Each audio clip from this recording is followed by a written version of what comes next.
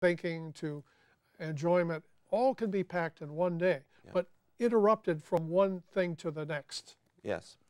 And I would like to move us to this point. I want to say I've now painted enough climate change paintings, you know, on the theme that I'm moving to the stage where I'm getting ready to, with the help of my assistants, Carol Harrington and Michael Ruscia, and other folks that are helping us, we are now starting to tell the great science centers, the universities around the world, that we have an art exhibition that we will give to them.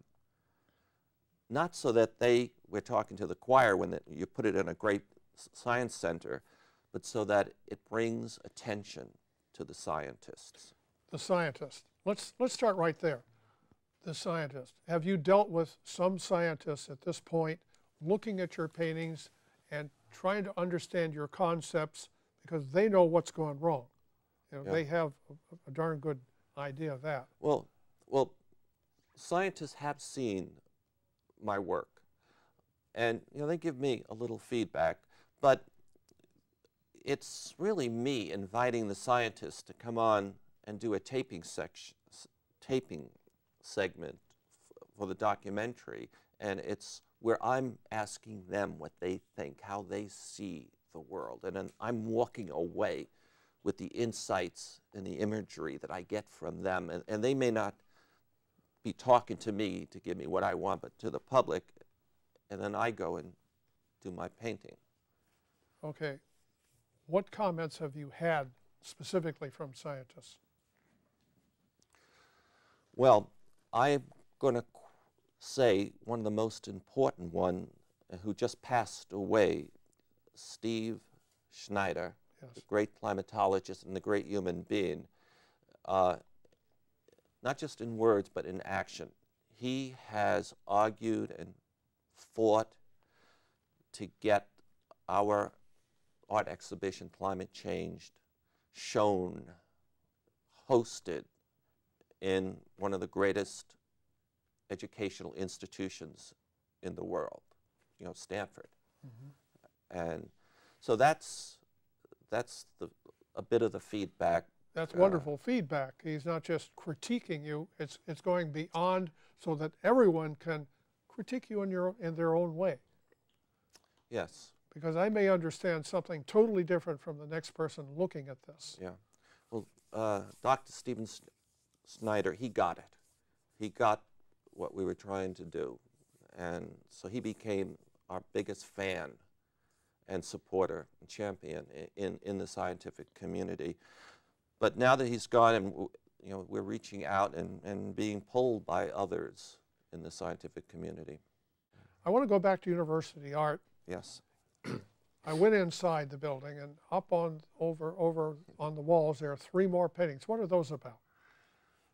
God. Oh, first of all, the one behind you is called Climate Change for the Rest of Us. The one that's in university art, which is an important, maybe the most important art store in Palo Alto, and I think they have 4 more stores around Northern California. They have a painting called Climate Change for the Wealthy. And they have one called Liberty, Fuse to Coal and Oil. And what else do they have? They have not climate change, but they have the impact of the internet on civilization and evolution of consciousness. Mm-hmm. And you know, they may have another one, which I just can't remember. Well, your painting, that's another thing. It doesn't take you 2 years to make a painting. No. Tell us a little bit about when you start and going through a painting. Some of these are very quickly put together, others take longer. Yeah, it's like writing a book. Sometimes you can go like that. Sometimes it takes a lot longer. Sometimes you can start off really fast, but then you know, and then you get to a spot where it gets difficult, and you have to backtrack, and you keep going forward and back. I'd say it takes over a month to make a painting, at least for me these days. It may take 6 weeks, 7 weeks. Sort of an average is a month approximately. Yeah, I think these days they're getting more. You know, I'm pulled by a lot of other activities, working on the film and dealing with potential organizations that want to talk about exhibiting the art, working with other artists, and so time is spreading out. It's taking longer to make a painting than it used to take me. So I think ultimately this film is going to grow. Do you have any idea that the direction that it's going to take at this juncture? Yes and no. Well, that's a good answer. Both. You know, in a way, I don't want to make a straight documentary that, you know, gets people in and they hear fact after fact after fact. I'd like the storytelling approach. I'd like to have an arc where, you know, the characters are going in one direction. All of a sudden, something happens. Their lives change, and they're going in this other direction. We create a need, and we end it.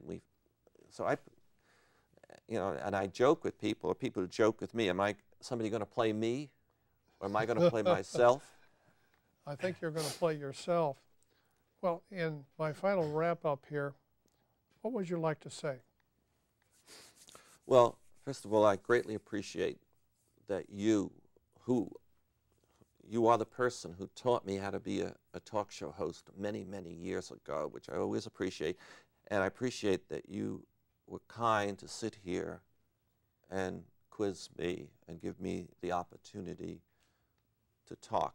Because usually when I play talk show host, I don't give my opinions too often. I'm always trying to get, okay. It's a nice role reversal. Thank you very much, Michael. Thank you very much.